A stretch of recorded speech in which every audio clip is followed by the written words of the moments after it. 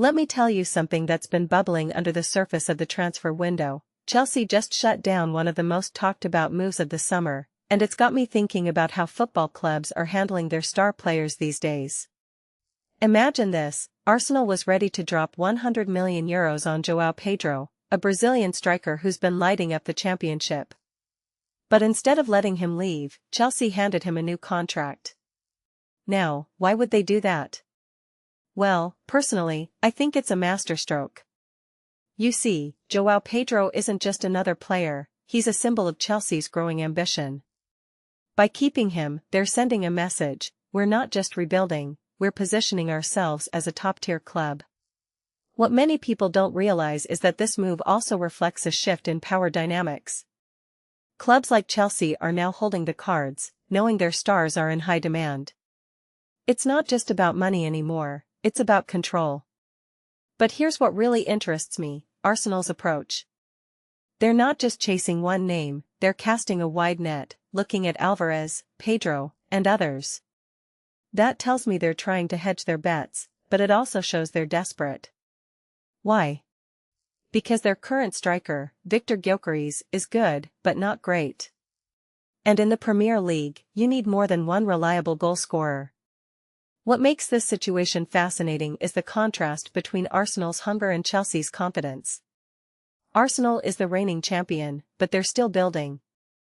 Chelsea, on the other hand, is flexing its muscles, showing they can retain talent even when the offers are astronomical.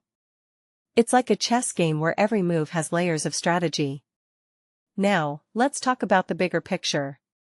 When a player like Joao Pedro is offered a new contract with a salary increase, it's not just about keeping him happy, it's about future value.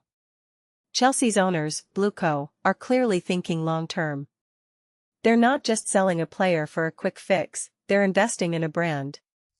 And that's where the real power lies. Clubs that can retain their stars while still making impactful signings are the ones that dominate. But here's the twist: what if Joao Pedro had left? Would Arsenal have been better off? I don't think so. Because signing a player for €100 million is a gamble. You're not just buying talent, you're buying expectations. And if that player doesn't deliver, it's a nightmare. This raises a deeper question: are clubs prioritizing short-term gains over long-term stability? Or is this just the new normal in an era where players are commodities? And let's not forget Danny Welbeck's arrival. He's not a young star, but he's experience. Chelsea is clearly building depth, and that's smart.